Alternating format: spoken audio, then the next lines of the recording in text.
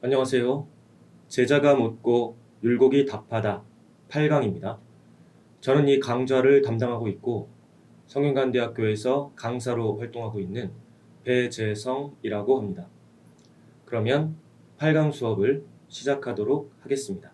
오늘의 주제는 성리학에서 어떻게 보면 이론적으로는 가장 근본적이고 중요한 측면이라고 할 수 있는 이기론, 그리고 그 이기론을 이루는 리와 키의 관계에 대해서 살펴보도록 하겠습니다. 일단 성리학에서 리와 키는 만물을 구성하고 움직이는 기본 요소이며 원리입니다. 그래서 우리가 어떠한 대상이나 원리나 작용에 대해서 궁극적인 설명을 제시하려고 한다면 성리학적 관점에서요. 그럼 결국에는 리와 키의 관계가 그 안에서 어떻게 작동하고 또 이루어지고 있는지를 규명해야만 한다는 뜻이 되는 것입니다. 그런데 이 리와 키의 관계에 대해서 율곡은 특히 이러한 리와 키가 언제든 항상 같이 있고 또 리와 키의 역할이 엄격히 나누어져 있어서, 물론 이제 이 말은 그렇다고 리와 키가 대등하다거나 이제 그런 의미는 결코 아니지만, 그럼에도 불구하고 리의 어떤 주도성과 우선성을 전제로 한 상태에서 리와 기가 각자 구분되는 역할이 있고, 또 그렇기 때문에 서로 반드시 함께 의존해야 한다는 상호 의존성을 중시한 학자로 잘 알려져 있습니다. 또 이건 다른 측면에서 율곡이 리를 중심으로 하는 성리학자임이 분명하지만, 그러면서도 상대적으로 기의 역할을 강조했다라고 하는 그에 대한 평가와도 긴밀하게 결부된 내용입니다. 그런데 여러 개는 이러한 이기에 대한 리와 기의 관계에 대한 율곡의 관점을 엿볼 수 있는 대화 내용이 있습니다. 그래서 오늘은 이러한 내용을 중심적으로 살펴보면서 그 함의에 대해 논의해보는 시간을 갖도록 하겠습니다. 그러면 이런 논의에 들어가기 위해서 먼저 잘 알려져 있는, 그리고 아마 다른 강의를 통해서도 접하신 분들이 많이 있을 것 같습니다만, 어쨌든 이제 오늘의 내용을 다루기 위해서 간단하게 율곡 이기론의 핵심이 되는 두 가지 명제 혹은 두 가지 원리에 대해서 간단히 언급하고 지나가도록 하겠습니다. 나와 있는 것처럼 그 두 가지는 바로 기발 리승 1도 그리고 리통 기곡입니다. 먼저 기발 리승 1도의 의미를 말씀드리면, 기발, 기가 발함에, 리승, 리가 타고 있는 한 가지의 길이다. 그러니까 말 그대로 풀면 이런 뜻이 됩니다. 기가 발함에, 리는 그 기에 올라타고 있는 한 가지 길이다.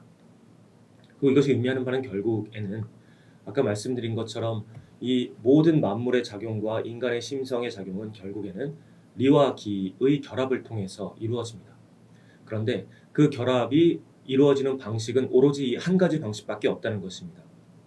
그것이 뭔가 하면 기가 발함에 리는 바로 그 위에 올라타고 있는, 여기서 나중에 내용을 보겠지만 이제 여기에서 기가 먼저 발하고 리가 그 뒤에 올라탄다 이렇게 설명한다면 사실은 율곡의 취지에는 어긋나게 됩니다. 그렇기 때문에 기가 발함에 리는 거기에 올라타고 있다라고 하는 것이 가장 정확한 설명으로 생각됩니다. 어쨌든 사실 이러한 그 주장은 직접적으로 그 퇴계 유황이 제시했던 이기호발의 설과 대척점에 있는 내용입니다. 이기호발은 인간 심성의 작용에 있어서 리가 발함에 기가 그것을 따르는 리발 기수의 그 과정도 있고, 또 그에 상대되는 기가 발함에 리가 타고 있는 이제 그 과정도 있어서 이 두 가지의 어떤 그 발하는 작용 혹은 구조가 있을 수 있다라고 하는 것이 이왕의 주장이었습니다. 여기에 대해서 이 기발리승 1도는 사실은 바로 그에 대한 대답이라고 할 수가 있는 것이죠. 무슨 말이냐면, 퇴계 이황이 리발 기수와 기발 리승의 두 가지 길이 있다, 좀 거칠게 말하면 그렇게 주장했다고 한다면, 그에 대한 율곡의 대답은 그게 아니다. 리발 기수는 그런 것은 없고 기가 바람에 리가 타는 기발 리승의 한 가지 작용 방식만 있다라고 하는 그러한 답변이라고 볼 수가 있는 것입니다.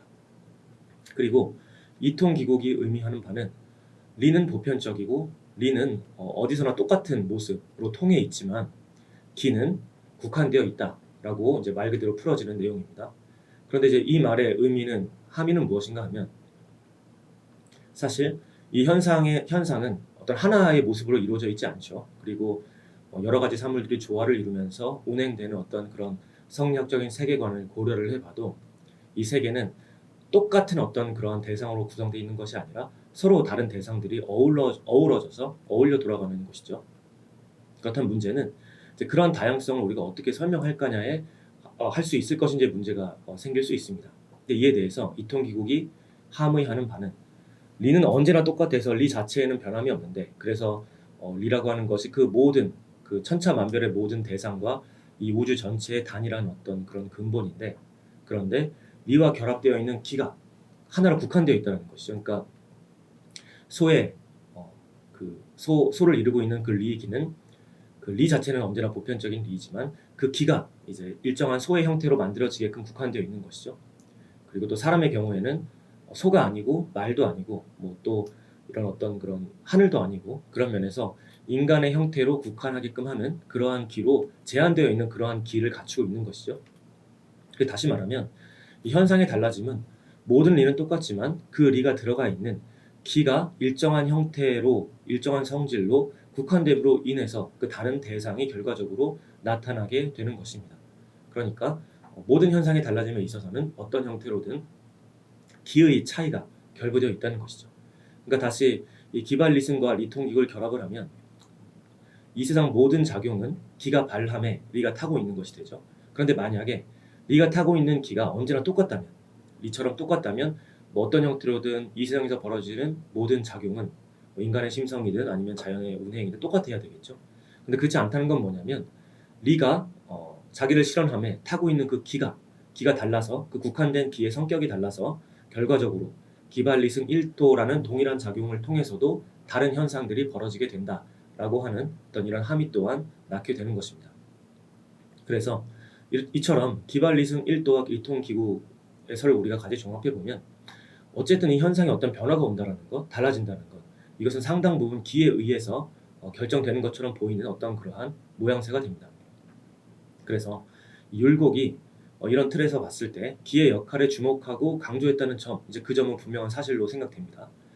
그렇다면 또 사실 그로 인해서 그렇다면 율곡이 성리학자의 어떻게 보면 그 본령에서 벗어나서 어떻게 보면 기를 너무 중시한 어떤 그런 영역으로 넘어가 버린 것이 아니냐. 사실은 그렇게 의심했던 그런 해석들도 과거에 있었습니다.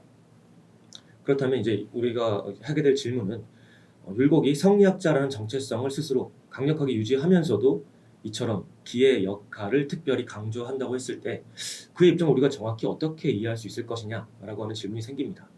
그리고 우리가 이에 대해서 어떠한 대답을 하고자 한다면 리와 기의 관계에 대한 율곡의 입장을 조금 더 구체적으로 생각해보고 살펴볼 필요가 있는 것이죠. 그런데 이 어록에는 그에 대해서 우리가 엿볼 수 있는 내용들이 일부 들어 있습니다. 그래서 오늘은 그 내용들을 중심으로 율곡의 관점을 살펴보도록 하겠습니다. 먼저 이제 우리가 한번 살펴볼 수 있는 내용은 리와 기의 움직임에 있어서 선우가 앞과 뒤가 없다는 것입니다. 이게 무슨 말인가 하면 리와 기는 어쨌든 같이 움직입니다. 근데 같이 움직이는데 그 안에서도 미세하게 리가 먼저 움직이고 또 다른 경우에는 기가 먼저 움직이고 이제 이런 것들이 있을 수 있지 않을까라고 생각해 볼 수 있겠죠. 그 무엇보다도 이런 생각이 가능할 수 있는 한 가지 이유는 특히 인간 심성의 경우에는 어떠한 일이 벌어지려면 우리가 먼저 대상이나 환경 혹은 사물을 지각하는 어떤 과정을 거쳐야 하죠. 그리고 그 지각이라는 과정은 성리학에서 그리고 특히 율곡에 있어서는 기적인 작용의 어떤 소산이다. 특히 기의 작용, 그 빼어난 기에 특별히 다른 사물과 구분되는 인간만이 가지고 있는 그 빼어난 기의 어떤 근거에서 가능한 것이다 라고 하는 것이 상당히 강조되고 있습니다. 그렇다고 한다면 그 작용에 선행하는 인간의 심성 작용에 선행하는 그 지각의 작용은 결국에는 기의 작용으로 볼 수 있다고 한다면 이것은 결국 기가 먼저 움직이는 것이 아니겠느냐 또 이제 이런 추론도 저희가 해볼 수가 있는 것이죠. 그래서 그에 대한 사실 질문을 지금 여기서 하고 있고 또 율곡이 답을 제시하고 있습니다. 그래서 그 내용을 지금 고작 보도록 하겠습니다. 마음이 사물을 느낄 때 먼저 기가 느끼고 나서 이 리가 뒤따라 올라타는 것입니까? 여기서 이제 마음이라는 것이 앞에 전제되고 있다는 게 중요합니다. 그러니까 이것은 인간의 심성이 주변 상황이나 환경이나 사물 혹은 다른 대상을 지각하고 반응하는 어떠한 그런 심성작용의 맥락임을 알 수가 있는 것이죠. 그렇기 때문에 여기서 기가 느낀다라고 하는 것은 방금 말씀드렸던 것처럼 인간의 어떤 심성작용 안에서 지각이 어떤 사물을 지각하는 작용을 말하는 것입니다. 그리고 그것이 만약 기의 작용으로 우리가 분류할 수 있다면 그런 그 지각에 대응하는 기에 어떤 감각하고 느끼고 지각하는 그런 과정이 먼저 선행한 뒤에 그에 따라서 이제 리가 그 안에 우리 안에 그 심 안에 있는 성이 반응하는 형태로서 이제 그것을 리가 뒤따라 올라탄다라고 생각해 볼 수가 있는 것이죠. 뭐 이제 충분히 우리가 생각해 볼 만한 하나의 어떤 이것도 그 시나리오라고 할 수 있을 텐데 여기에 대해서 율곡은 그런데 그렇게 볼 수 없다라고 이제 분명하게 답을 합니다. 리와 기 중에서 어찌 앞과 뒤 선우를 나눌 수 있겠느냐? 질문자는 그래서 이제 비슷한 취지로 사실은 비유를 이제 동원해서 질문합니다. 이제 물그릇에 비유하자면 그릇이 먼저 움직임에 물이 따라서 움직입니까? 라고 질문합니다. 근데 이제 이 내용도 의미가 있는 것이 그 보통 그 성리학에서는 이제 리와 기의 대응에 있어서 리를 곧 도에 대응시키고 길도자의 그 도에 대응시키고 기를 그 도를 담고 있는 그릇이다라고 해서 그릇 기자로 대응시키기도 합니다. 그래서 여기서의 그릇은 이제 그런 함의를 갖고 있는 동시에 그리고 지금 이 맥락에서는 특히 지각작용의 주체인 심을 이제 그릇에 대응시키고 이제 그로 인해서 작용을 드러내게 되는 성, 리를 물에 대응시키고 있는 것이죠. 여기에 대해서 율곡의 답을 보겠습니다. 그릇이 움직이고 물이 흔들리는 것은 그러니까 이 비유를 그대로 취합니다. 이 비유 자체를 부정하지는 않고 다만 그런데 이것은 동시에 일어나는 일이다. 그래서 선우를 나눌 수 없다. 그러니까 그릇이 움직인다. 그러니까 심이 지각한다. 이렇게 말할 수 있는 것도 사실이지만 그런데 그릇이 움직이는 것과 그 안에 있는 물이 움직이는 것은 말 그대로 동시적인 것이죠. 이건 맞는 말 같습니다. 그릇이 움직일 때 미세하게 그릇이 먼저 움직이고 그 안에 있는 물이 움직이고 이럴 수는 없겠죠. 왜냐하면 그릇 자체에 물을 담고 있기 때문에 그릇이 움직일 때는 반드시 그 안에 있는 물도 움직일 수밖에 없는 것이죠. 그런 것처럼 어떤 이런 형태로 우리가 어떤 역할을 구분해 볼 수 있다손 치더라도 그래도 여전히 어떤 그런 작용에 있어서는 동시에 일어나는 것으로 봐야 한다라고 이제 율곡이 그렇게 답을 하고 있습니다. 그래서 어쨌든 우리가 여러 가지 과정에서 그런 작용상에 구분해 볼 수는 있다. 말하자면 심의 어떤 지각 작용이 선행하고 그로 인해서 어떤 그 성이 드러나고 리가 드러난다 이렇게 생각해 볼 수는 있지만 그럼에도 불구하고 어쨌든 엄격하게 얘기한다면 그것은 동시적인 것으로 봐야 되지 그것을 선후의 구분을 논할 수는 없다라고 하는 것이 이제 율곡의 답변입니다. 또 한 가지 우리가 조금 헷갈릴 수 있는 부분이 사실 연관되는 이야기인데요. 방금 그 이야기도 사실은 심성이 작용한다는 것이 곧 기발 리승의 작용 과정입니다. 그러니까 심이 먼저 지각이라는 기발의 작용을 하고 그리고 그에 따라서 뭔가 리가 올라타는 일이 벌어진 게 아닙니까? 라고 하는 것과 사실은 같은 이해를 보여주고 있는 것입니다. 여기서 이제 동일하게 일관된 내용으로 사실 문답이 또 오고 가고 있습니다. 질문합니다.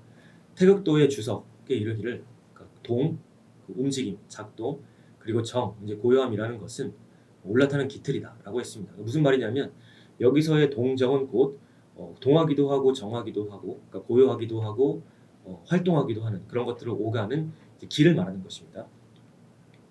그래서 이제 질문자는 제가 생각하기에 기가 발하면 리가 올라탄다라고 한 것은 기가 움직일 때는 마땅히 올라탄다는 글자를 쓸 수 있지만 기가 정지해 있을 때는 아마 올라탄다라고 말할 수가 없을 것입니다. 사실 바로 이 부분 때문에 제가 아까 그 선후의 문제, 그 기발리승을 설명드릴 때 선후의 문제를 고려할 필요가 있다고 말씀드렸던 것입니다. 그런데 사실은 여기서 얘기하고 있는 것처럼 기가 발하면 리가 올라탄다라고 했을 때 우리는 자연스럽게 그럼 기가 발하면서 리가 올라타는구나라고 생각하기 쉽습니다.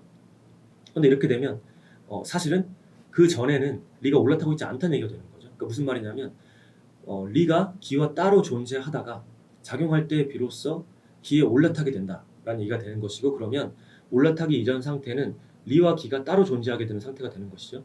그런데 이제 율곡은 결코 이런 상태를 인정하지 않습니다. 그래서 어떤 상태에서든 리는 기 안에 있는 것이고 또 기는 리를 담고 있는 것이죠.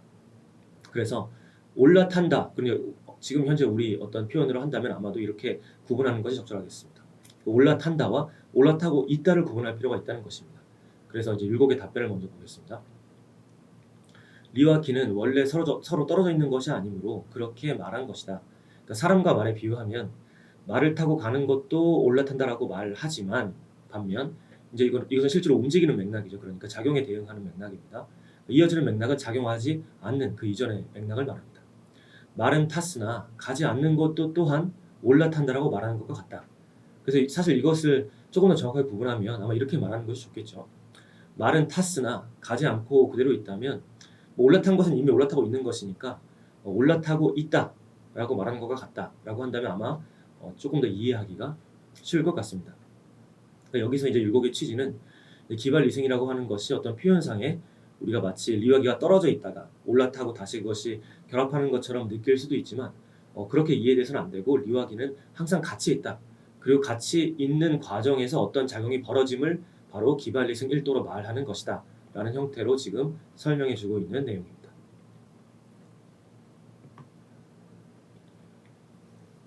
그렇다면 리와 기는 이렇게 항상 같이 있다? 언제나 같이 있다라고 했을 때 사실상 어떻게 보면 아주 비슷한 지위를 갖는 것처럼 보이죠. 비슷한 성질을 갖는 것처럼 보이고요. 하지만 이 엄격하게 그리고 엄연하게 이제 성리학자로서의 어떤 그런 입장을 유지하는 한 리와 기의 어떤 지위의 차이는 분명히 존재하는 것입니다. 존재론적으로요. 그래서 이제 그런 부분들이 설명될 필요가 있습니다.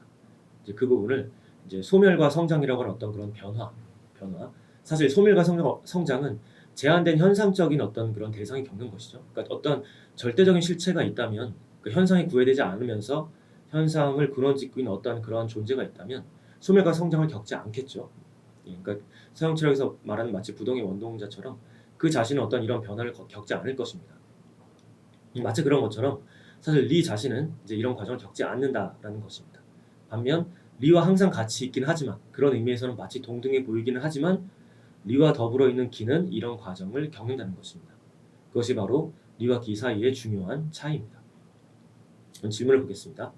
음양의 기는 가득 차면 반드시 이제 기울어지고, 이질어지고, 모자라게 다시 이제 바뀌고, 그리고 그것이 이질어지면 반대로 다시 이제 전환돼서 반드시 가득 차게 됩니다. 그러니까 사실은 우리가 가장 쉽게 생각할 수 있는 것은 그 달이죠. 초승달이 됐다가 보름달이 되었다가 달도 차면 기운다. 사실 바로 그 말이죠.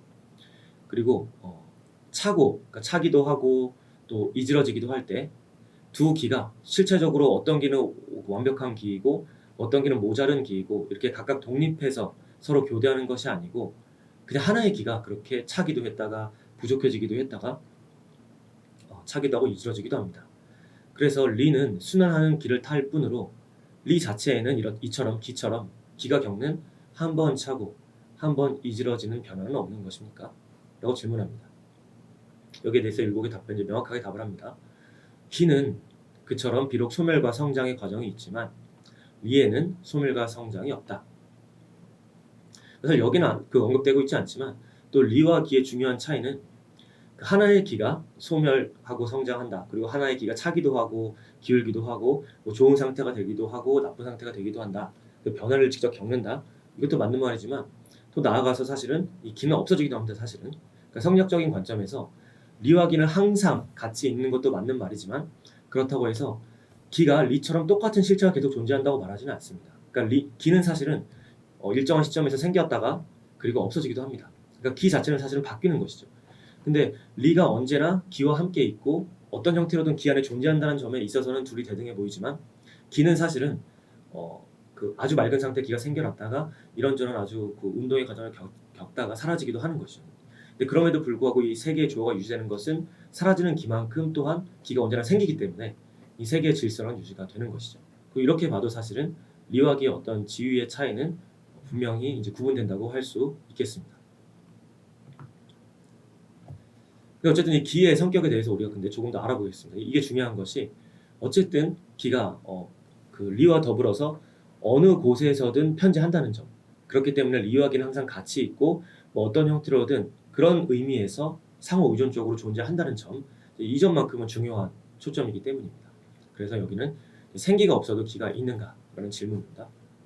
질문합니다. 그러니까 이제 그 고목이라고 하는 것은 그 생명의 기운을 다하게 되면 이제 시들어서 없어진다는 것입니다.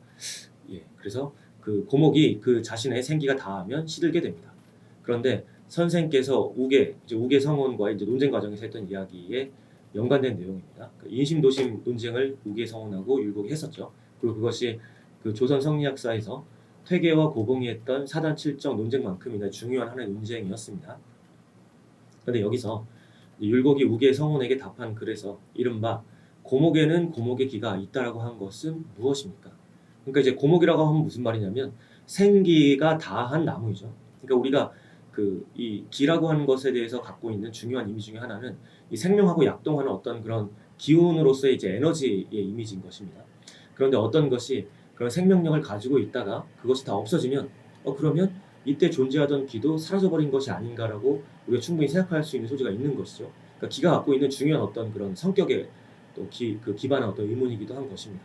근데 이제 문제는 이렇게 되면 고목이라고 하는 대상은 그러면 기가 없는 대상이 되어버립니다. 그러니까 이제 이것은 문제적이 될 수가 있는 것이죠. 여기에 대해서 이제 율곡의 답을 보겠습니다. 고목은 비록 생명의 기운, 즉 생기는 없지만 그렇다고 해도 그 시들게 하는 대상으로서 그것을 시들게끔 만든 그러한 기는 있는 것이다. 그렇게 되면 이제 시들고 난 뒤에 이제 그 기를 가지고 있는 것이죠. 근데 이제 질문자는 이제 여기에 대해서 여전히 충분히 납득하지 못하고 이제 사람의 경우로 바꾸어서 다시 질문합니다. 사람이 살아있다가 생기가 흩어지면 이전의 대상이 아닌 것으로 바뀌죠. 그러니까 이제 정말 쉽게 말하면 이제 죽은 시신이 됐다는 얘기입니다. 죽어버립니다. 이미 죽은 다음에 그런 모든 생명력이 다 사라진 마당에 무슨 또한 기가 있겠습니까? 라고 말합니다. 근데 여기에 대해서 율곡이 답을 합니다. 시체를 불에 넣으면 냄새가 난다.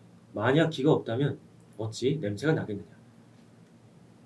근데 이 내용을 생각해 보면 지금 시체가 불이라는 어떤 그런 연소되는 오늘날 언어로 말하면 사실 일종의 화학 작용이죠. 근데 그 화학 작용을 통해서 냄새라고 하는 어떤 현상적인 변화를 일으키고 있죠.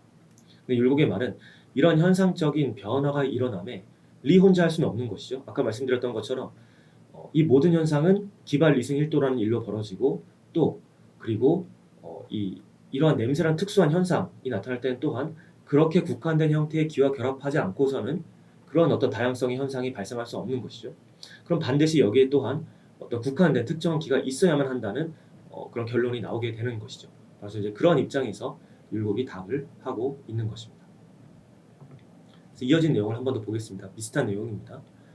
불의 그 화염 기운을 말합니다. 불에 타오르는 그 기운이 사라져서 없어지면 타오르면 그 모든 힘이 이제 사실은 우리가 이제 직관적으로 봐도 어떤 그 대상에 있었던 사실은 에너지가 사실 연소되면서 사라지는 것이죠. 그래서 이제 그 에너지가 사라진 상태로 이제 마지막에 이제 제로서 남게 되는 것이죠. 그런데 이처럼 그 모든 것을 다 태웠다, 이제 모든 걸 불태웠다라고 할 이제 그런 상황 이후에 이 재가 된 뒤에 무슨 기가 또 있겠습니까?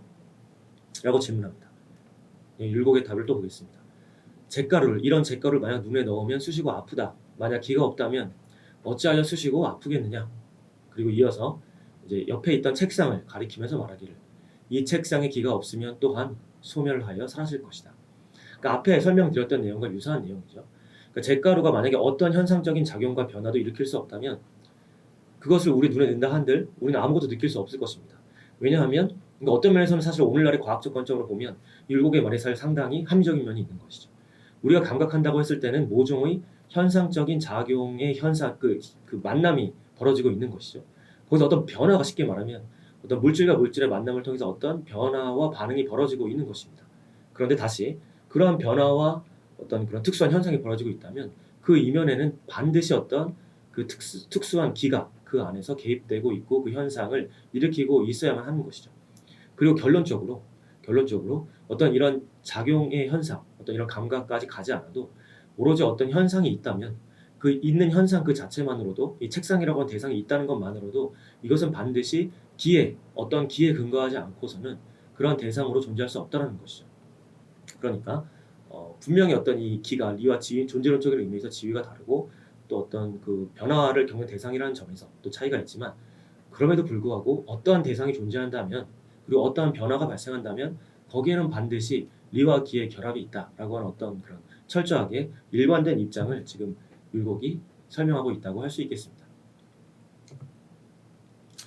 그럼 이제 그렇게 되면 여기까지 오면 또 한편으로는 조금 또 리와 기의 관계에 대해서 우리가 조금 또 모호해지는 것이 아닌가. 기 역시 굉장히 충분히 보편적으로 보이기 때문에 이런 이제 생각할 수도 있을 텐데 다시 한번 이제 어쨌든 그 기와 다른 리의 지위를 강조하는 그런 내용을 우리가 한 번 더 이제 확인하고 이 내용을 마무리 짓도록 하겠습니다. 좀 긴데요. 이제 질문한 내용이지만 율곡이 이제 이 내용에 대해서 옳다, 너가 잘 설명했다라고 답한 내용이기도 합니다. 그래서 이 내용을 좀 길지만 쭉 읽어보고 좀 논의를 하겠습니다. 대저 하늘과 땅 사이라는 것은 하나의 큰 빈 공간으로 그 병 안에 있으면 병 안의 공간이 되고 독 안에 있으면 그 독에 있으면 독 안의 공간이 되어서 그 그릇의 크고 작음에 따라 각각 다른 공간이 됩니다. 그렇지만 그 그릇 속의 공간이 비록 많아도 그 전체의 공간을 손상하지는 않으며 그 그릇 속의 공간이 비록 깨지더라도 그러니까 그릇이 깨졌다는 얘기죠. 이것은 사실 공간 자체가 깨질 수는 없으니까요. 또한 그 전체의 공간에 더해지지 않습니다. 비유하면 그러니까 어떠한 그 제한된 공간에 갇혀있던 공간이 비유적으로 그 그릇이 깨져서 다시 이제 원래로 돌아간다고 해서 사실 그 공간 자체가 많아지거나 적어지는 결코 벌어지지 않죠. 그 공간은 항상 그냥 그대로 있었을 뿐이니까요. 비유하면 본체의 리가 사람에게 있으면 사람의 도리가 되고 사물에게 있으면 사물의 도리가 됩니다. 사람과 사물의 성은 비록 다르지만 애초에 그 본체의 리가 손상되는 것은 아닙니다. 그러니까 어떤 그릇에 들어와 있는 공간이 언제나 그 모습 그대로이고 또 그 대상이 있고 없건 사실 그 부분에서 상관이 없듯이 이 리 자체도 항상 그 모습 그대로를 유지한다라는 것입니다. 그래서 사람과 사물의 성이 비록 없어지더라도 또한 그 본체의 리를 보태지 못합니다. 대체로 병과 독이 깨지면 그 공간이 의지에 붙을 그릇이 없어집니다. 그러므로 그릇은 비록 없더라도 그 공간이 되는 바는 항상 변함이 없습니다.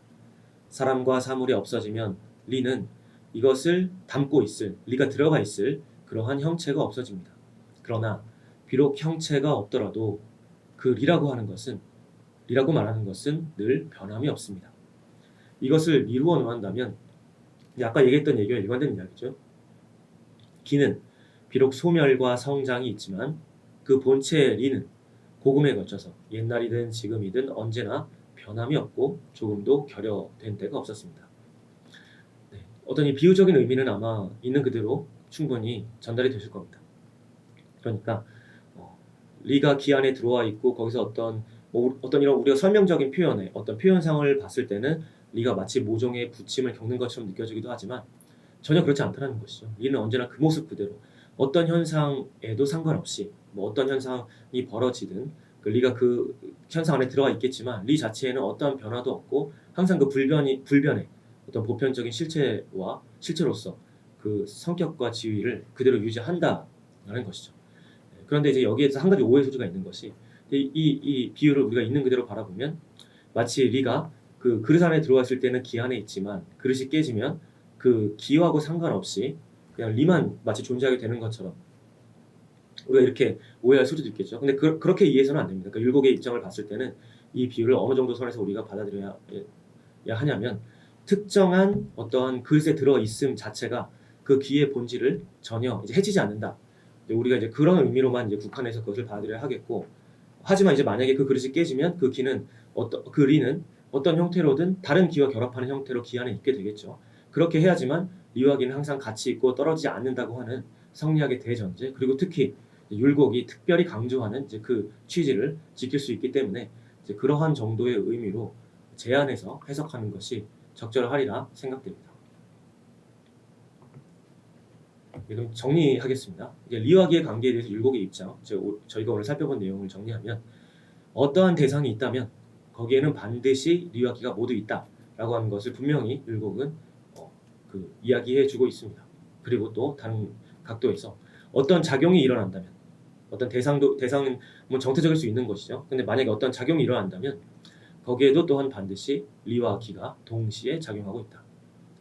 마지막으로 이처럼 리와 기가 항상 상호 의존하면서 편지하고 또 항상 그렇게 상호 의존하면서 작용함에도 불구하고 궁극적인 불변의 보편성, 그러한 어떤 지위와 어떤 그런 특성은 기가 아니라 오로지 리에만 있다. 그래서 이 마지막 세 번째 같은 경우가 이제 율곡이 여전히 어떤 성리학의 주요한 취지를 굳건하게 지키고 있음을 보여주는 내용이라 할 수 있겠습니다.